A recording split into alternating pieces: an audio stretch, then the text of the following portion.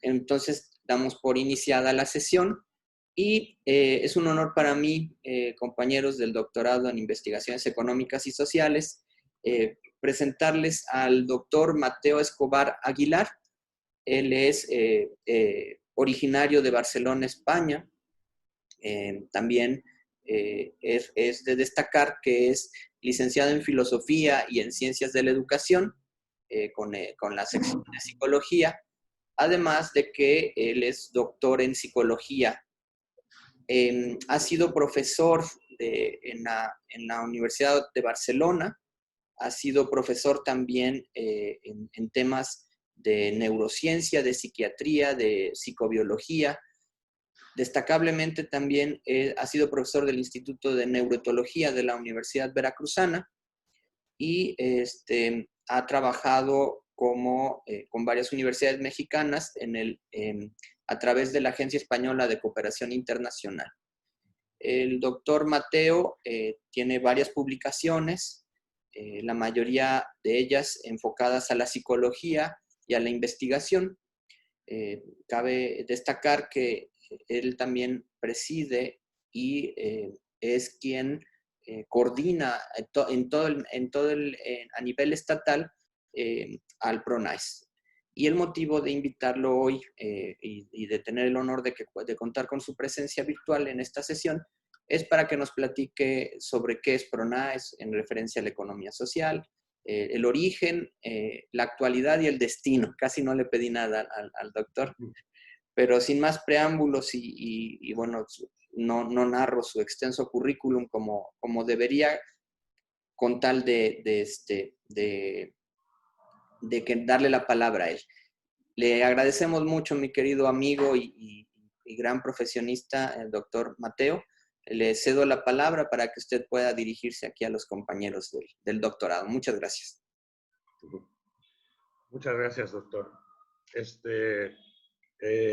No tengo muy buen internet, entonces, para que no se corte o si ve que se está cortando la transmisión, me avisan, porque entonces quito la cámara y parece que se escucha mejor. Luego, por otro lado, les quería comentar o quería solicitar si amablemente, doctor Darío, me da la indicación de cómo es la pauta de la clase. Quiero decir, se hacen preguntas al final, se pregunta cuando se desee, y quién lleva el control, si va a llevar usted como un control de las preguntas para darme las indicaciones. Yo quisiera que usted pudiera, nosotros normalmente hacemos intervenciones en medio de la sesión, pero es más docencia. En este caso que es más una conferencia, no sé si a usted le parece bien que una vez acabado el punto hagan la pregunta, o más bien al término de la sesión. Más bien, al contrario, le dejo la decisión a usted, mi querido doctor. Es su sesión.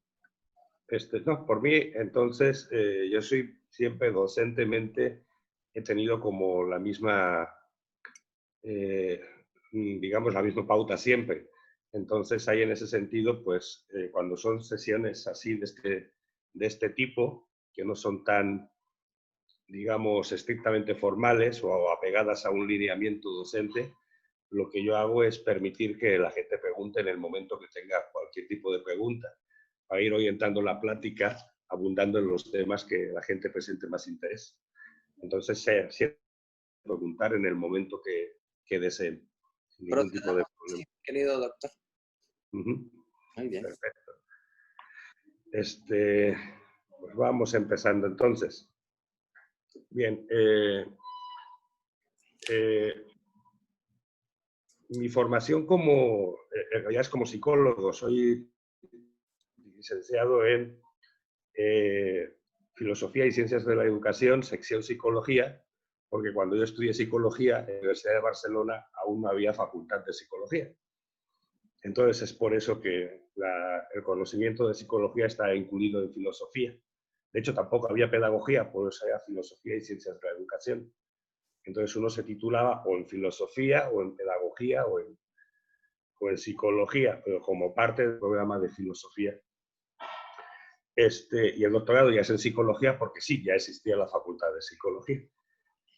Quiero comentarles que de alguna forma me disculpen en cuanto a todo lo que tiene que ver con aspectos, digamos, formales económicos o sociales, puesto que mi formación no es específicamente de eso.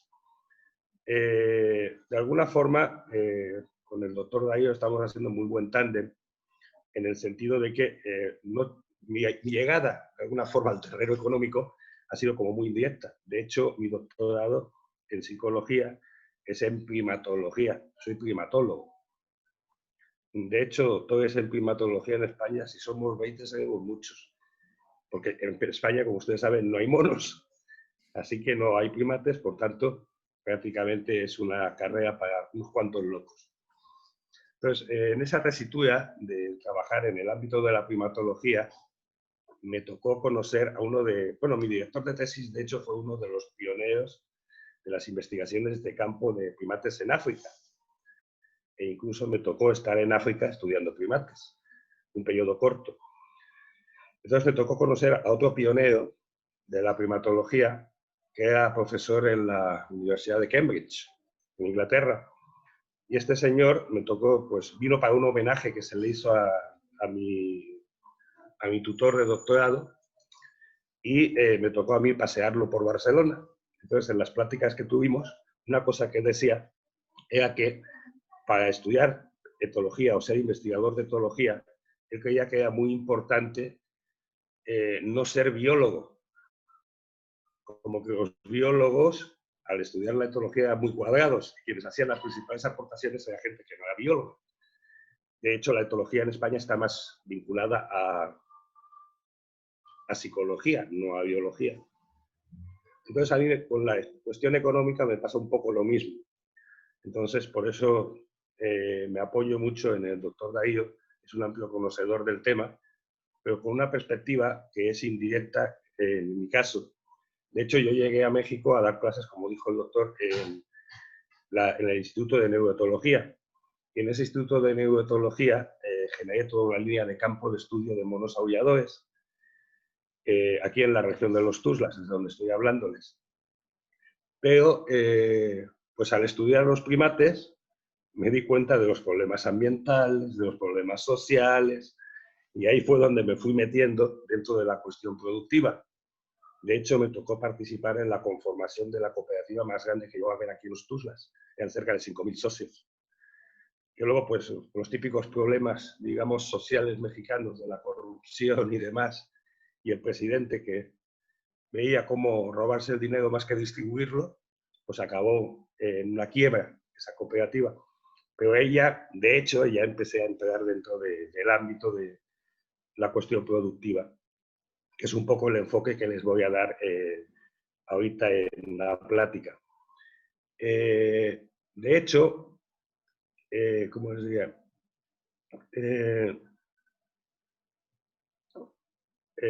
A partir de la disolución de esa cooperativa, estuve trabajando mucho tiempo en cuestiones de proyectos.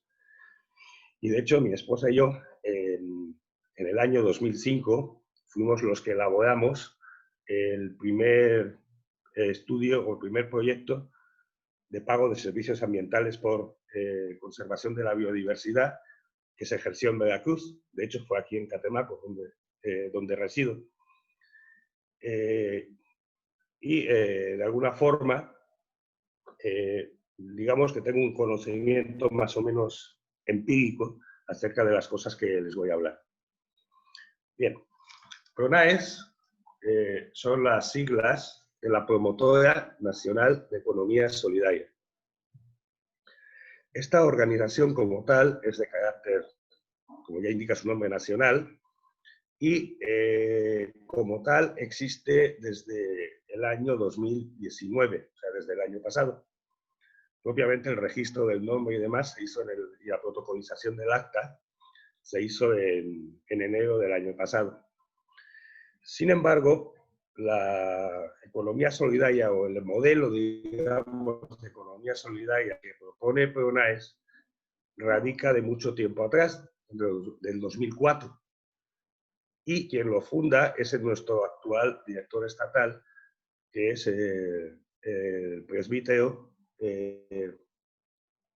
Marcos Linares, ¿sí? para entrar un poco en materia, pensaba ponerles o pasarles unos videos cortos sobre el padre Linares en diferentes etapas que de alguna manera les van a dar un poco la perspectiva de cómo ha ido evolucionando el concepto de economía solidaria que nosotros manejamos. No sé si me dé chance de compartir pantalla, doctor.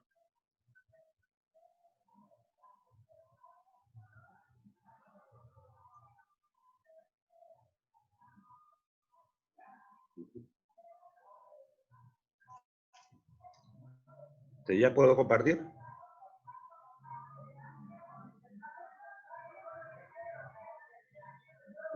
Pone que estoy inhabilitado. Ah, ya vi. Gracias.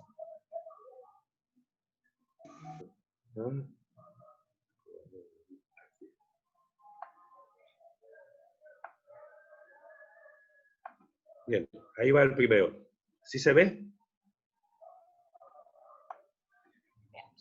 Sí, sí se ve, doctor. Su sermón dominical para darse cuenta de que Marcos Linares no es un párroco cualquiera. En lugar de bardas y soldados, el padre Marco tiene otro plan para frenar en México la inmigración. Un proyecto que comenzó hace 7 años en su parroquia de Atacheo, Michoacán. Es un pueblo donde el 80% de la gente migra hacia acá, hacia Estados Unidos. Es un pueblo prácticamente de ancianos y mujeres y niños, y más solo.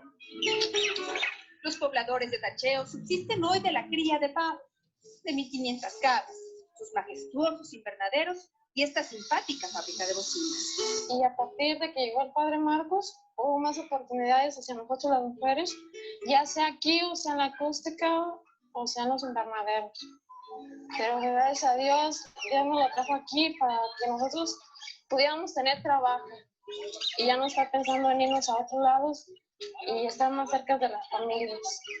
Tras 2 años de pesadilla trabajando en los campos de Napa, California, Roberto encontró en su natal Atacheo el motivo para seguir atado a su tierra.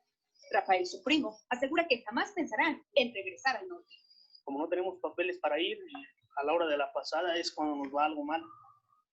Y allá por el otro lado también, pues, que no es uno, pues, su patrón o tiene que ir a echarle uno ganas allá. Dicen las escrituras que al César lo que es del César y a Dios lo que es de Dios. Pero la particular interpretación de este singular religioso ha generado tremenda controversia. Me critican por interior al mismo de la iglesia, me criticarán por fuera de la iglesia, pero también hay mucha gente que alaba nuestro trabajo y hay gente que ve. A mí no me mueve las críticas, me mueve mi vocación y me mueve lo que estoy haciendo en beneficio de la gente. Recorrer los caminos de Michoacán es darse cuenta del profundo impacto que han tenido estos proyectos productivos, no solamente en Atacheo, sino en los 38 municipios que también están participando en ellos. Los estados con mayor índice de expulsión de mano de obra, y todo Michoacán se ha convertido en el ministerio del Padre Marco. Y su doctrina se sigue extendiendo, ahora hacia el norte. Mi propuesta ha sido hacer proyectos productivos, trayendo de inmigrantes que a los que han vencido a que ellos se esfuercen y den lo mejor de sí, porque es su pueblo, su tierra, no queda en el abandono. Firme en su filosofía de no darle pescado a nadie, sino enseñar a todos a... Hoy el Padre Marco está extendiendo su doctrina por California, Texas y Nevada, en busca de nuevas ovejas que aumenten su rebaño.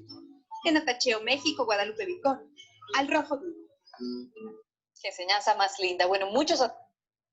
Si se fijan, este video es del año 2000. Ya llevaba el padre 6 años trabajando dentro de lo que era el ámbito de su parroquia. Este otro video ya es de mayo del 2017. No, es un placer entrevistar al padre Linares, que es promotor de proyectos productivos muy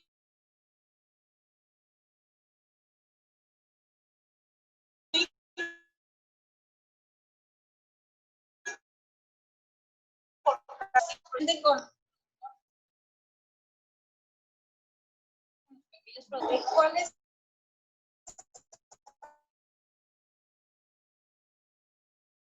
El éxito. Mira, todo se basa en el tema que para muchos es muy difícil, que es la organización. Mientras no haya organización, no hay desarrollo. Y el problema de organización es que no es solamente que malamente lo entiende mucha gente como constituirse en un acta o bajar un proyecto o juntarse para un tema. Eso no es la organización. Así es. Aquí la organización implica toda una metodología de una reeducación al trabajo en equipo. Eso es lo que no tenemos en México y es lo que nos falla mucho al campesino. La mayoría de nuestros campesinos son pequeños. Más del 76% de los campesinos son pequeños productores de menos de 50 hectáreas a nivel nacional. Pero por no ser competitivos, cada día le va ganando terreno a este sector del 76%, los latifundios que vuelven a surgir en México. ¿Por qué? Porque la gente pobre no tiene para sembrar, no renta sus tierras o está vendiendo sus tierras. Y los que sí tienen dinero, que son los que están nuevamente recuperando las tierras, pues son los que están adueñándose y rentando grandes extensiones. Y cuando vienen los productores, los manejan como millones de su propia tierra, o nomás llevan una ganancia de una renta, o la urgencia y la necesidad los lleva a vender y a irse de ahí. Entonces, esto se tiene que acabar si no hacemos conciencia, sobre todo con los pequeños productores, organizados y unidos. Es como pueden afrontar el modelo neoliberal capitalista de poder llegar a los mercados y a los grandes mercados, las puertas que tiene México a través del Tratado de Libre Comercio en muchos países son una alternativa muy interesante, porque Michoacán y México en general tiene muchas oportunidades de hacer negocio, porque más tiene tierra. Entonces, en ese sentido, hay mucho potencial por hacer bajo el tema organización, que son dos elementos. No es fácil, la gente, se ha sido mi trabajo, ha sido de años. Yo tuve que generar una metodología prácticamente a través de facultades de psicología de la Universidad Michoacana, para elaborar una metodología donde lleváramos a la gente a un cambio de mentalidad del trabajo individual al trabajo en equipo. Porque sí somos los mexicanos, ¿no? Somos muy individualistas. Es podemos, ay, está teniendo éxito el vecino, ay, empieza a sacar la lengua, no les parece, siempre somos como la envidia, digamos. De esta metodología, perdón por interrumpir, ¿cuál sería el punto oral? Mira, esta metodología se sustenta en cuatro etapas. La primera etapa es cómo ayudamos a la gente a que brinque del yo al nosotros, en la manera de pensar y de actuar. Esta primera etapa. Esa etapa puede durar meses, años, lo que tú quieras. La segunda etapa es cómo brincamos del nosotros al trabajo en equipo, donde ya allí se entiende el porqué del trabajo en equipo. Y luego viene una tercera etapa, que es del trabajo en equipo al cooperativismo, tematizadas que han dado resultados a nivel mundial y que han tenido muy exitosos en la economía en algunos países, el cooperativismo. Y una cuarta etapa, que es la definitiva, y para donde yo creo que se abre un abanico más fuerte, que es del cooperativismo brincar a la economía solidaria. Ya no nomás es el grupo que está beneficiándose, ya no nomás somos nosotros los que estamos en una sintonía de ayuda mutua, sino qué hacemos con el entorno, qué hacemos con nuestra ciudad, qué hacemos con nuestros pueblos. Y esto es precisamente la riqueza de toda esta metodología de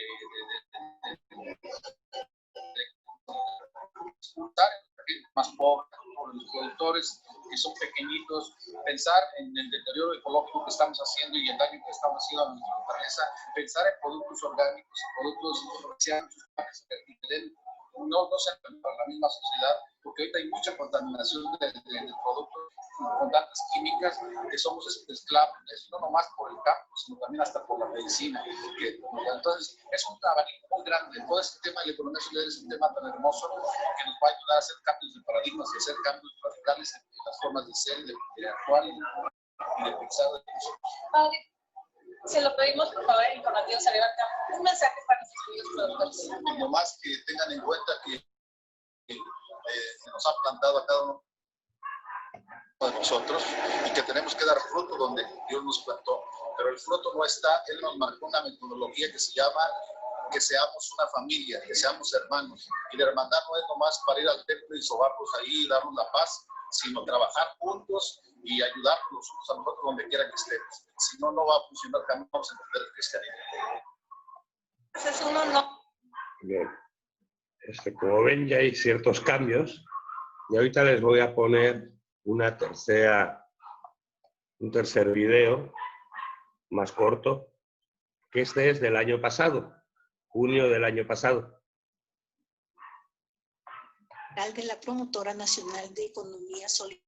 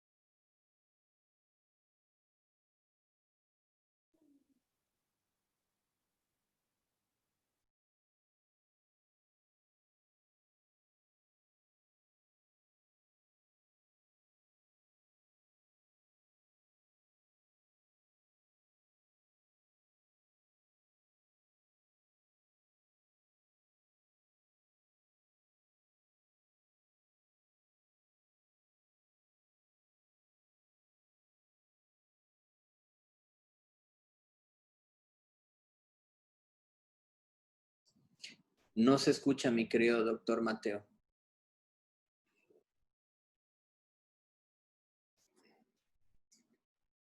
Ya que son una representación del Perdón. pueblo. Comentó que para sacar adelante el proyecto mencionado están buscando fuentes financieras internacionales, además de... No se escuchó de un buen trozo, ¿verdad? Le pongo para atrás. Desde el inicio, sí, por favor. Perfecto. Perdón. de Economía Solidaria, PRONAES. El padre Marcos Linares dijo que la cuarta transformación no se va a dar de arriba hacia abajo, se tiene que de abajo hacia arriba. El desarrollo de este país corresponde al público, al sector privado y al sector social. El más abandonado es el sector social. Ustedes saben que por años muchas veces el sector privado es el que ha puesto hasta los gobernantes y que el gobierno ha estado más a expensas de ayudar al sector privado que al sector social. Entonces, hoy este gobierno por lo menos lo ha manifestado, quiere que esto cambie y que el sector social empiece a ser protagonista de su propio desarrollo.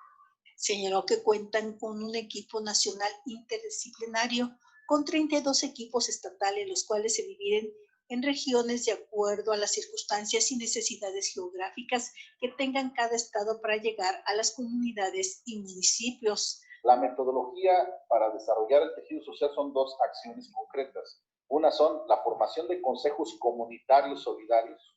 Esos consejos comunitarios solidarios es buscar dentro de las comunidades a gente buena, que las hay, mucha gente buena que las hay, que quiere trabajar en pro de su comunidad.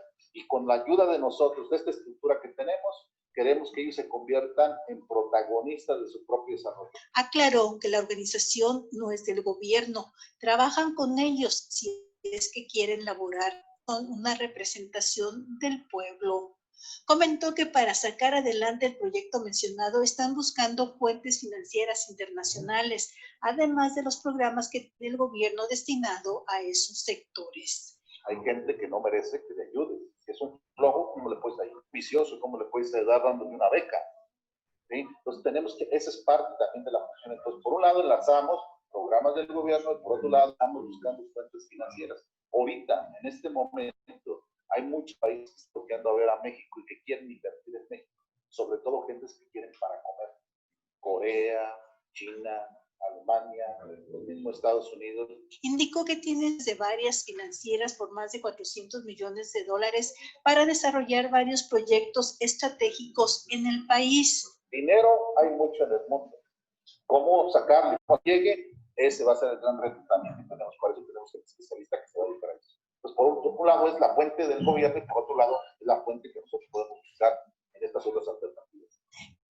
Finalmente, explicó que el PRONAES son del sector social.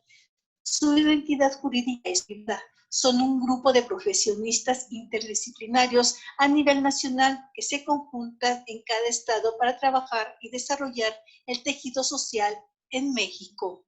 Cruz Briones, Rita Contreras, Noticieros Canal 7.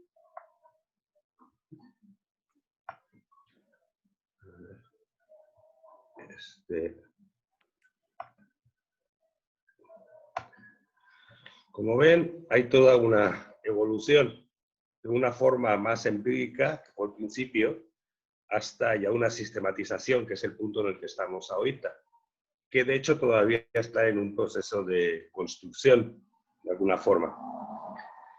El inicio de PRONAES, o mejor dicho, el antecedente de PRONAES, que PRONAES, como digo, existe desde enero del año pasado, es una asociación que se denominaba AMPES, que era la Asociación Mexicana para la Promoción de la Economía Solidaria. Y esa organización es la que surgió a raíz del trabajo de Marcos Linares dentro de su parroquia de Atacheo. Explicado muy simple, o sea, cuando él llega, le dan la parroquia, termina sus estudios, le dan la parroquia de Atacheo, él llega al pueblo y el sacerdote saliente básicamente le dijo algo así como que aquí te vas a morir de hambre, porque nada más llegan a la parroquia como 3 o 4 abuelas y ya. Pero la especialidad del padre Linares en sus estudios fue, ¿cómo se llama? Teología pastoral. Entonces, si ustedes se dan cuenta, la teología pastoral es la forma de aplicar en la vida las enseñanzas de alguna manera bíblicas. Y pues no se lo tomó como una especie de condena, sino al contrario, como un desafío. Y entonces comenzó a pensar en qué modo podía ayudar a la gente del pueblo, no solamente a un nivel espiritual. Pues como dicen en el primer video, en Atacheo prácticamente el 80% de la población estaba en Estados Unidos. Pues prácticamente habían ancianos, mujeres y niños. Entonces lo que él hizo fue empezar a intentar organizarlos. Y por el otro lado, intentar obtener como recursos para ir trabajando. Pues lo que hizo fue que la primera acción que él hizo es que consiguió que unos empresarios le regalasen un camión de grava. Todo el pueblo de Atacheo estaba lleno de baches, prácticamente no se podía caminar, cuando llovía era intransitable. Entonces, al menos en la calle principal, él consiguió un camión de grava para poder echar la grava y que fuese transitable en la calle. Trajeron el camión de grava y entonces pues pidió ayuda para distribuir la grava encima de la calle. Se puso a trabajar él. Solamente se le juntó un anciano y un niño. El resto del pueblo nada más se lo quedaron mirando. Y ahí andaban sentados, viendo cómo echaban la grava y sin ayudar. Pues esa fue la primera acción que él hizo. Al día siguiente resultó que la gente que estaba mirando como que le dio pena el darse cuenta de que ya estaban ocupando algo que ellos no habían hecho. Y entonces empezaron a acercarse poquito a poco otras personas al padre para decirle que en qué podían ayudar o qué otra acción iba a hacer y así. Entonces él fue consiguiendo recursos para ir haciendo cada vez más acciones. Y al final, pues prácticamente todo el pueblo estaba alrededor de él. De hecho, él tuvo una iniciativa empírica muy ingeniosa. Lo que hizo es que consiguió recursos para irse a Estados Unidos a buscar a los habitantes de Atacheo. Entonces llegó para allá y cuando llegó para allá les propuso que le enviasen cada mes lo que en un momento determinado podían gastar en un six de cerveza. Nada más. Y que él se comprometía a recibir el dinero en una cuenta y a hacer las acciones que decidiera la gente del pueblo y documentar acciones para enviárselas a ellos para que vieran en qué se estaba empleando su dinero. Así empezó. Entonces, los emigrantes que estaban, pues más o menos, ya ven que cuando es un proceso de migración, muchas veces cuando se surge de un lugar, la gente de ese mismo lugar acaba ayudándose de alguna forma a instalarse. Entonces, la gente que sale de un mismo pueblo acaba en otro país, en otro mismo pueblo. O sea, que más o menos se ubican cercanos, o sea, se van ayudando unos a otros. Empiezan ayudándose familiarmente, pero luego ya es a nivel local y de paisanazgo, podríamos decir. y así de esta manera pues acaban concentrados. Entonces, para hacerse la corta, el padre consiguió en 4 años una inversión de $6 millones en Che. Cuando los emigrantes veían que se hacían las cosas, cada vez iban mandando más dinero. Pues, en lo que la gente decidió. Entonces, la primera acción que hizo con el dinero de los emigrantes fue reconstruir la iglesia, que prácticamente se estaba cayendo a pedazos. Pero no porque él decidiese reconstruir la iglesia, sino porque el pueblo dijo que lo primero que había que hacer era la iglesia. Para que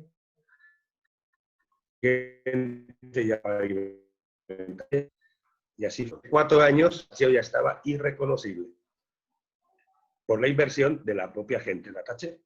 ¿Sí? O sea, consiguió más dinero de los emigrantes que del gobierno municipal o el gobierno federal o el gobierno estatal juntos. ¿Sí?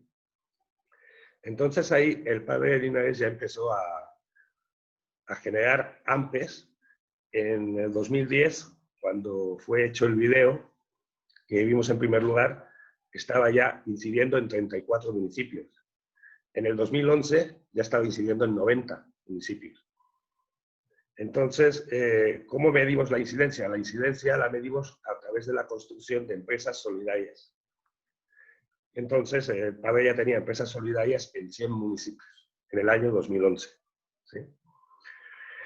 Aproximadamente en ese año, el 2011, el padre decidió intentar ampliar el rango de actividad de AMPES. Entonces empezó el intento de generar lo que sería AMPES nacional y buscó a un grupo de consultores y de expertos en consultoría empresarial para ir definiendo cómo tenía que ser la pauta de la Constitución Nacional. De hecho, me tocó participar en esa etapa. Por eso luego ahorita es como una situación muy lógica, porque somos muy poquitos los que quedan al lado del padre que iniciásemos temprano con él. La cosa es que empezó a hacerse el desarrollo, pero no hubo un interés político para apoyar el desarrollo de lo que sería AMPES nacional. Al padre lo llevaban para todos sitios, se les acercaron sobre todo gente del PRD, pero también panistas. Entonces lo agarraban al padre, se lo llevaban para que explicase el modelo de economía solidaria, que lo utilizaban de alguna forma como para ganar votos, pero luego no le daban un peso. Entonces ahí resultó que pues, nunca hubo manera de arrancar en forma, porque pues, no había un verdadero interés porque se desarrollase la economía solidaria.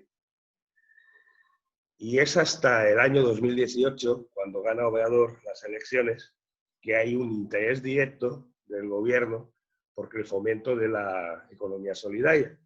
Entonces, de hecho, el que de alguna forma ya invitó al padre a formarse como estructura nacional fue el padre Solalinde. Es alguien muy cercano a la presidencia de la República. De hecho, el padre Solalinde es nuestro representante, tiene la cartera nacional de Relaciones Institucionales. O sea, está dentro de PRONAES, ¿sí? Como tal. Entonces, ya en el 2018 se empezó a hacer todo el movimiento para ya constituir lo que sería PRONAES. Inicialmente se estaba proponiendo CONASOL, que era el Consejo Nacional Solidario, pero a través de una votación se decidió que quedaba más bonito PRONAES y ya le pusimos, o lo bautizamos como PRONAES entre todos los que ya estábamos participando. Y en el 2019 ya arrancó. Todavía estamos en un proceso prácticamente constitutivo. Entonces, en ese sentido, nosotros tenemos una metodología para institucionalizar lo que es la presencia de PRONAES en todo el territorio nacional. Cada estado tiene un representante estatal. A mí me correspondió el honor de ser el representante estatal de Veracruz. Este representante estatal tiene la obligación de generar 2 foros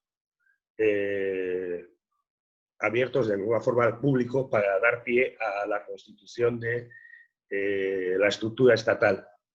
El primer foro de Progres Veracruz se hizo el año pasado, el 23 de febrero de 2019, en la ciudad de Boca del Río. Entonces, ese foro era un foro abierto donde se invitaba a personalidades, a gente que a lo mejor pudieran ser presidentes municipales, políticos, y al público en general. Y el padre venía a dar una plática acerca de la economía solidaria, y esa plática, de alguna forma, tenía como objeto que las personas que habían asistido al foro manifestasen su deseo de incorporarse a Progres. Entonces tomábamos registro de toda esta gente y ya manteníamos un contacto más cercano y más continuo. El segundo foro en Veracruz se hizo en mayo, el 4 de mayo del 2019. Ahí ya en este segundo foro, sí, perdón, adelante. Ya se va a